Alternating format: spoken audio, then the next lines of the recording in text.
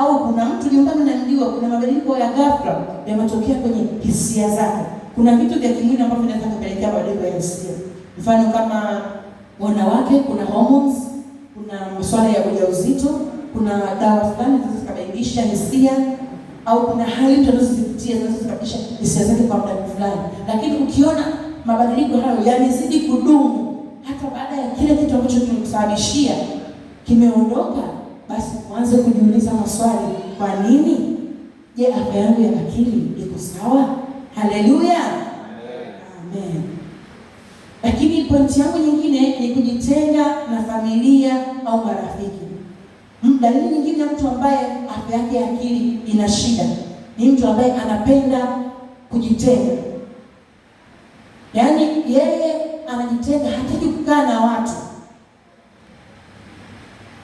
Amejifungia ndani au sehemu fulani, anaweza tukamuongelesha lakini asikujibu. Sio kwamba ni yeye anapenda, lakini kujua kuna shida ambayo imeanza kwenye ubongo wake. Haleluya. Na kuna maelezo mazuri kabisa ya namna kemikali za ubongo zinavyofanya kazi kwenye matatizo haya ya afya ya akili. Haleluya. Kwa hiyo ukiona shida nyingi za afya ya akili zinatokana na mabadiliko ya kikemikali ya kwenye ubongo wetu.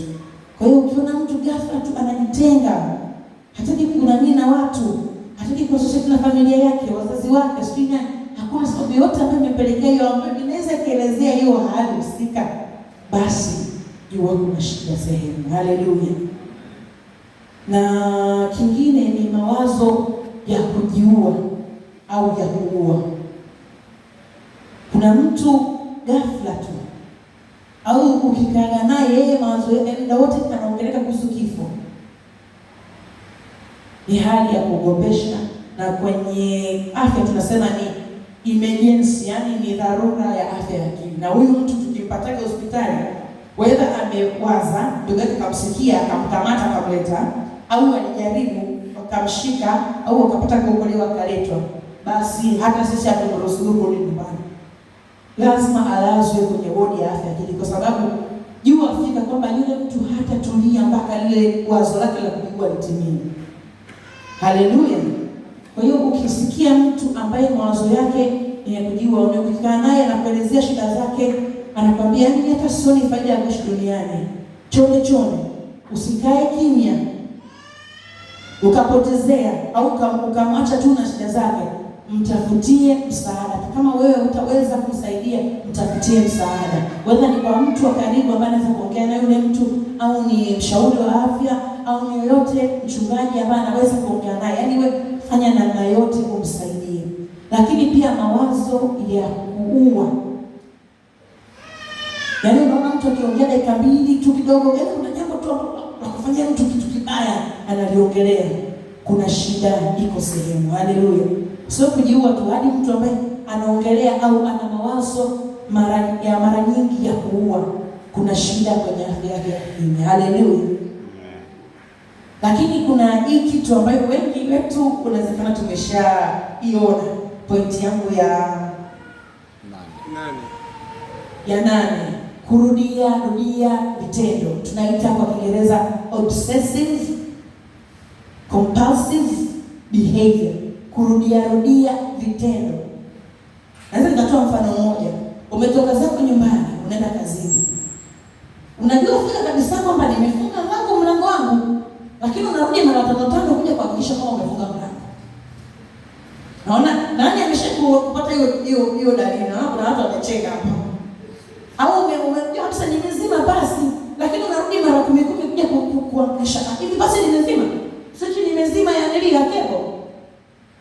Kuna shida, yani hiyo ni namna ya ubongo. Kuna vitu fulani viko nyuma ya hicho kitendo unachokirudia kimejificha. Kwa hiyo ubongo umetafuta hiyo namna ya kufanya hivyo. Yani ukiona mtarudia hivyo vitu kuvihakikisha kama viko sawa, ni maana yake unatafuta kitu kinaitwa perfection. Yani perfection, yani uzuri au usawa uliozidi.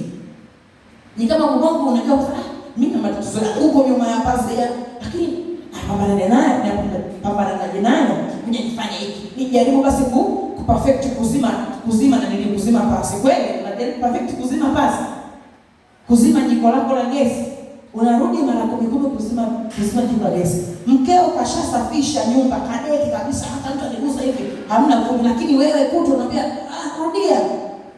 Ile hapa vumbi, hamna vumbi lolote kwenye hiyo nyumba, lakini wewe kuto kurudia. Mtu kashafuta meza, unamwambia kurudia mara 5 kufuta ile meza.